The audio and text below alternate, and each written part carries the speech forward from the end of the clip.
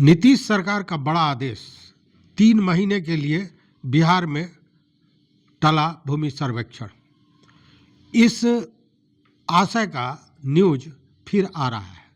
कई चैनलों में या यूं कहें कि कई वेबसाइट पर इस तरह का न्यूज आया है और उसके बाद हमारे कई मित्रों ने, हमारे व्यूअर्स ने पूछा कि क्या सर्वे को टाल दिया गया, सर्वे रोक दिया गया। तो सबसे पहले ये बता दें कि अगर इस तरह का कोई न्यूज आप देखते हैं तो सीधे उस पर विश्वास न करें, क्योंकि बहुत से ऐसे वेबसाइट हैं या बहुत से ऐसे लोग हैं जो अधूरी जानकारी को लेकर समाचार बना देते हैं और वो कहीं ना कहीं भ्रम पैदा करता है। तो आइए जानते हैं पूरी कहानी। मित्रों नमस्कार, मैं हूं राकेश कुमार, आप देख रहे हैं मत अभिमत। जैसा मैंने बताया कि नीतीश सरकार का बड़ा आदेश, बिहार में 3 महीने के लिए टला भूमि सर्वेक्षण। इस तरह का न्यूज आया है कि सरकार ने एक बड़ा आदेश दिया है, लेकिन ऐसे किसी आदेश की जानकारी नहीं है, इसलिए कि सर्वे टला नहीं है। देखिए, ऐसे समाचारों में कहा जा रहा है कि लोगों की परेशानी को देखते हुए सरकार ने इस तरह का आदेश दिया है। तो सबसे पहले जब कोई चीज़ सामने आए तो उसकी सत्यता को परखने के लिए आप स्वयं सक्षम हैं, आपको किसी की ज़रूरत नहीं है। देखिए, पिछले दिनों आपको याद होगा कि जो मंत्री हैं दिलीप जायसवाल, उन्होंने पिछले दिनों क्या कहा था। देखिए, 20 अगस्त को सर्वे शुरू हुआ था। उस समय हुआ कि 1 महीने के अंदर में हो जाएगा। फिर जो हंगामा हुआ, आप जानते हैं किस कदर हंगामा चला, लोग सड़क पे उतर आए। फिर 3 महीने का समय देना पड़ा। सरकार को भी समझ में आ गई कि हमने जो तैयारियां की हैं वो नाकाफ़ी है, चूँकि सरकार के पास आधे अधूरे दस्तावेज थे। उसके पास खुद ये पता नहीं था कि उनकी ज़मीन का रिकॉर्ड, बिहार के में जो ज़मीन है उसका रिकॉर्ड क्या है, खुद पता नहीं था। और आनन फानन में ये काम शुरू कर दिया गया। लेकिन हश्र वही हुआ कि लोग इसका विरोध करने लगे। लोग ही नहीं विरोध किए, जो सहयोगी दल के नेतागण हैं उन्होंने भी इसका विरोध किया। और सहयोगी दल को तो छोड़ दीजिए, जो दलगत लोग हैं, जो शासन में हैं, उन लोगों ने भी विरोध किया। जो विपक्षी हैं उनका विरोध करना तो लाजमी है, वो राजनीतिक बाध्यता भी है कि अगर सरकार कुछ करती है तो उसका विरोध करना है। लेकिन यहाँ तो अपने सहयोगी और खुद के पार्टी के लोग ही विरोध करना शुरू कर दिए। और विरोध का कारण भी था, वो लाजमी था, कारण कोई गलत नहीं था।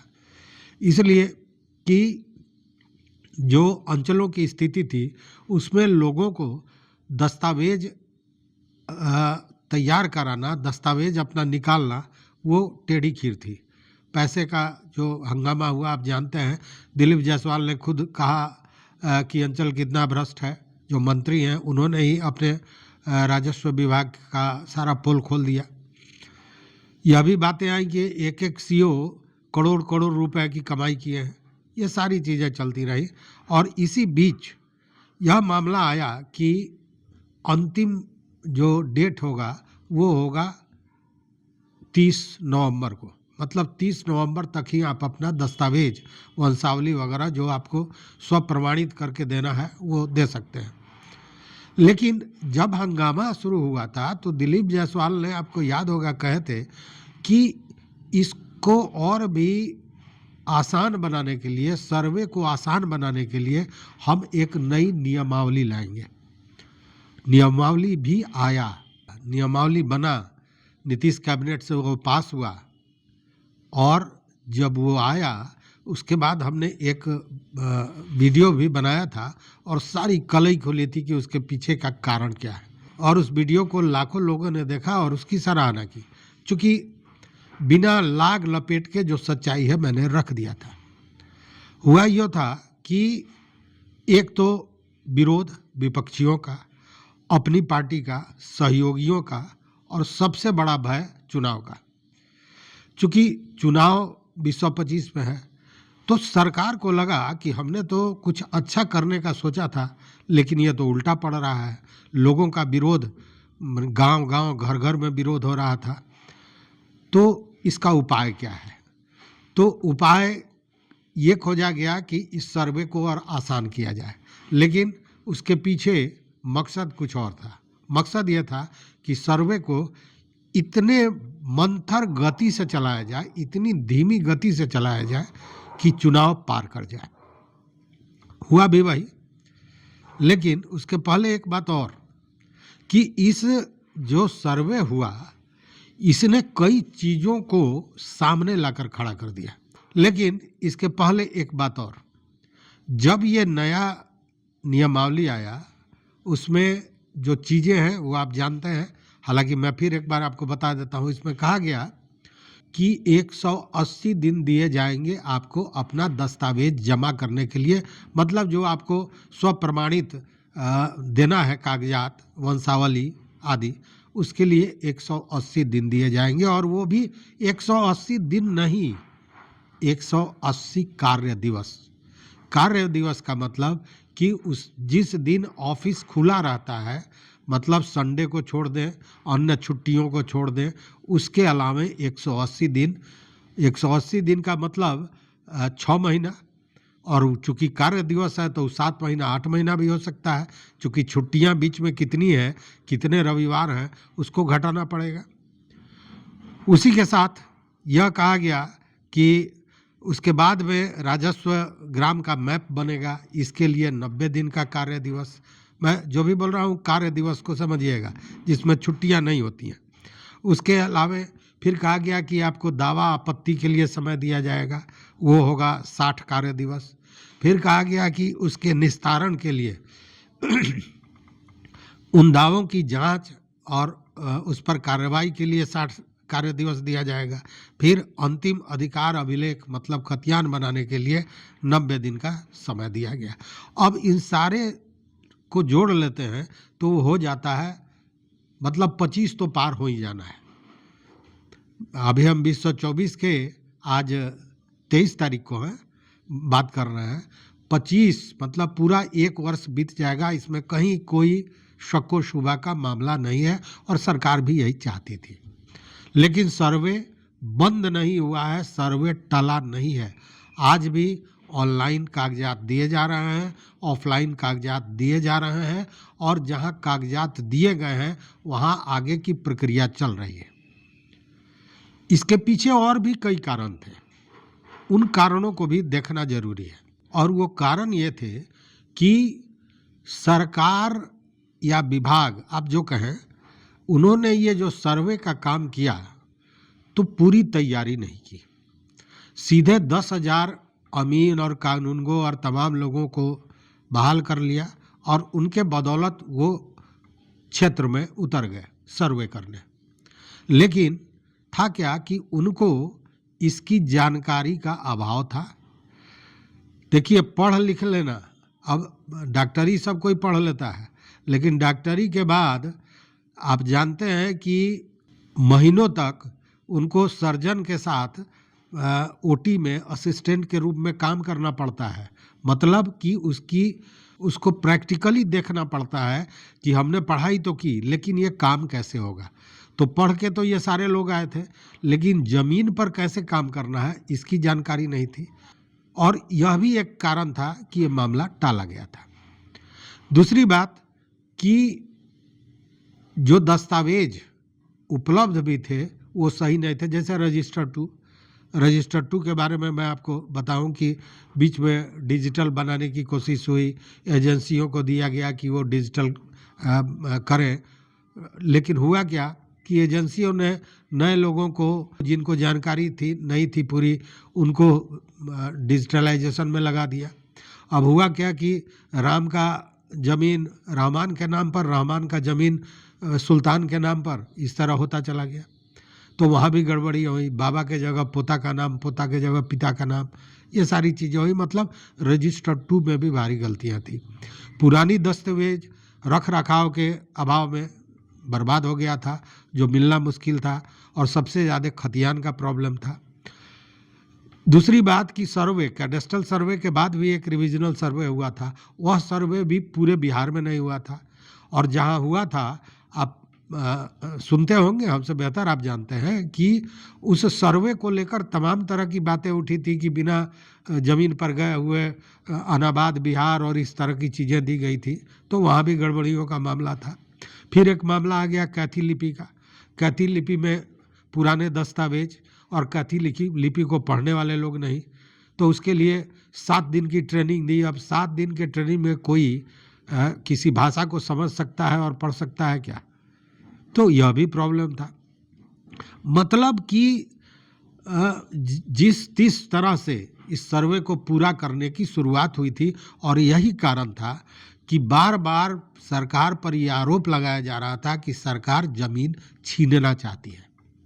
हालांकि मैं फिर कह रहा हूँ आज कि सरकार जो ये सर्वे करा रही है, इसका लाभ केवल हमें ही नहीं, हमारे बेटा पोता या आगे जो हमारा वंश होगा, उन सारे लोगों को इसकी ज़रूरत पड़ेगी। और उनको आज की तरह जैसे हम और आप भाग दौड़ कर रहे हैं, उनको भाग दौड़ करने की ज़रूरत नहीं होगी, क्योंकि सारे दस्तावेज डिजिटल हो जाएंगे, सारे दस्तावेज अद्यतन हो जाएंगे, अपडेट हो जाएंगे, मैप बन जाएगा, दस्तावेज के द्वारा हमारे स्वामित्व को स्पष्ट कर दिया जाएगा, हमारा स्वामित्व स्पष्ट होगा कि कौन ज़मीन किसकी है।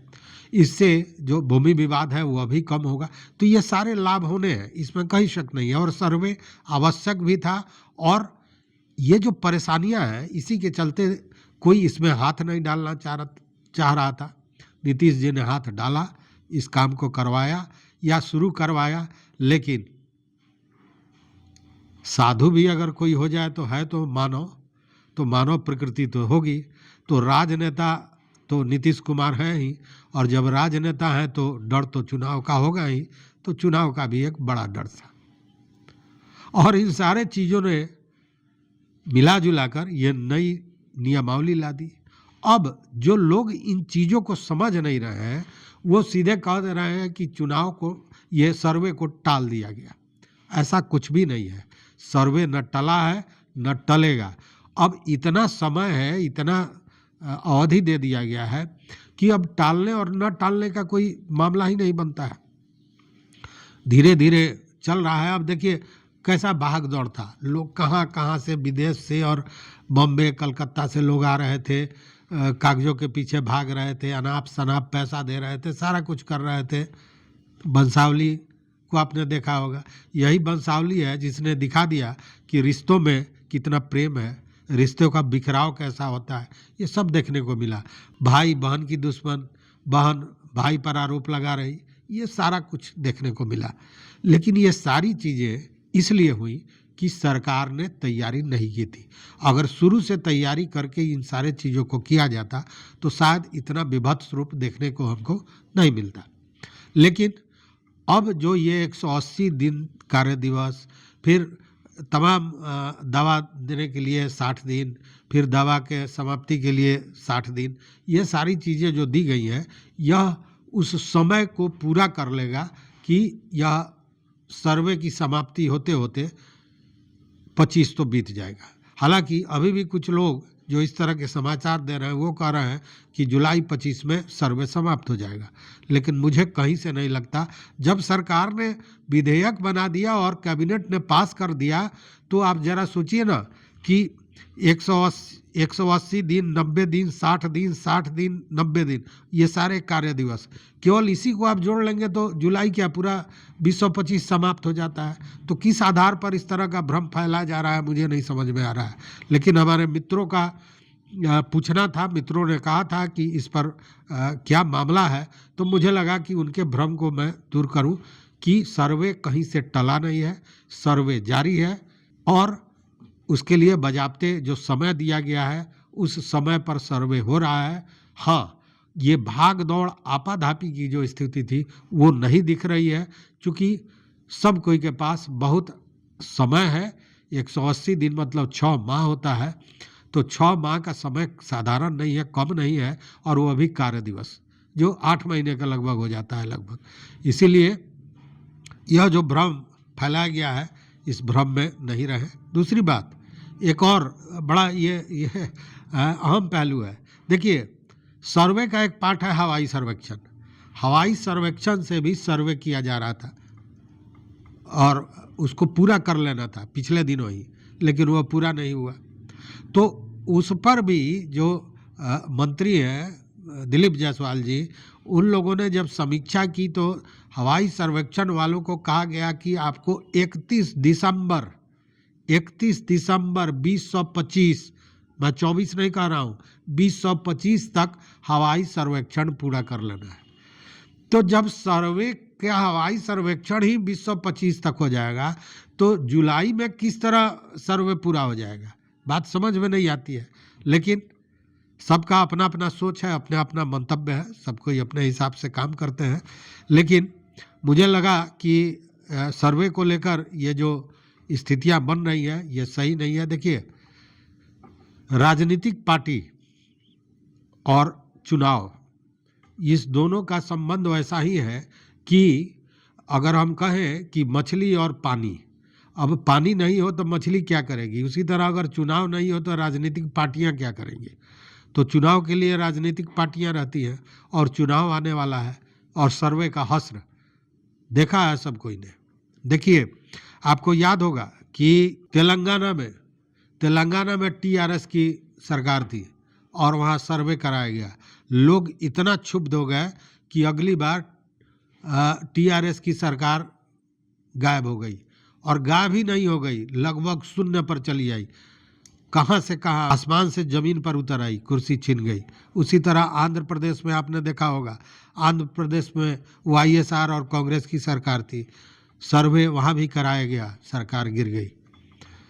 झारखंड में आपने देखा कि खनन के लिए जब सर्वे हुआ तो केवल खनन का इतना ज़्यादा विरोध हुआ, चूँकि आदिवासियों का क्षेत्र था और उनको लगा कि हमारे ज़मीन को छीना जा रहा है, तो इतना बड़ा विरोध हुआ जिसका अंदाज़ा नहीं किया जा सकता था। उसी तरह यूपी में विरोध हुआ, उसी तरह छत्तीसगढ़ में हुआ। तो सर्वे का जो इम्पैक्ट बाद में पड़ता है, भले उसका लाभ दूरगामी जितना भी हो, लेकिन जो परेशानियां होती हैं, अच्छा, परेशानियों का मूल कारण आम आदमी नहीं है या रैयत नहीं है, परेशानियों का मूल कारण वो सरकार रही है, वो विभाग रहा है जो कागजातों को, दस्तावेजों को रखने के लिए कस्टोडियन होती है। जो ज़मीन के कागज़ होते हैं उनको 3 स्तर पर सेव किया जाता है, रखा जाता है।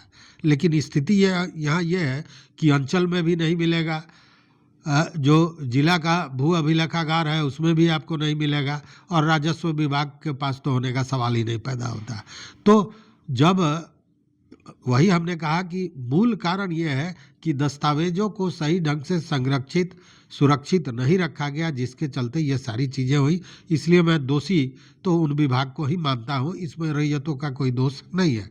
चूँकि रैयत, अब जैसे देखिए, रैयत कागज़ घर में लाया, चोरी हो गई, गायब हो गया, बाढ़ आई, डूब गया, अगलगी हुआ, जल गया।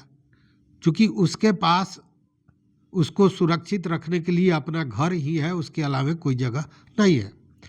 उसी में किसी का फूस का घर है, किसी का पक्का का घर है, किसी की झोपड़ी है, करे तो क्या करे। तो देखिए, एक बात लेकिन सराहनीय ये है कि जैसे जैसे परेशानियां आई हैं व्यवहारिक तौर पर, वैसे वैसे जो विभाग है, जो मंत्री हैं, उन्होंने उसके रास्ता को निकालने का प्रयास किया है और उसको आसान बनाने की कोशिश की गई है। यह एक महत्वपूर्ण विषय है। मतलब सरकार सकारात्मक रूप से इस सर्वे को कराना चाहती है। तो इस वीडियो में बस इतना ही। यह भ्रम कि सर्वे 3 महीने के लिए टाल दिया गया, इसको दिमाग से निकाल दें, ऐसा कुछ भी नहीं है, जो मेरी जानकारी है। तो इस वीडियो में बस इतना ही। मित्रों, देखते रहें मत अभिमत। चैनल पर नए हो तो देखिए, आपका सहयोग, आपका सपोर्ट बहुत बेहतरीन मिल रहा है। इसके लिए आप सबों को दिल से आभार है और धन्यवाद है। लेकिन जो हमारे मित्र अब तक चैनल को सब्सक्राइब नहीं किए हैं, गुजारिश है कि सब्सक्राइब कर लें, लाइक करें, दोस्तों के साथ शेयर करें और अपना विचार हमको जरूर दें, क्योंकि आपका विचार ही हमारा मार्गदर्शक है। देखते रहें मत अभिमत। बहुत बहुत धन्यवाद, कोटिशा आभार।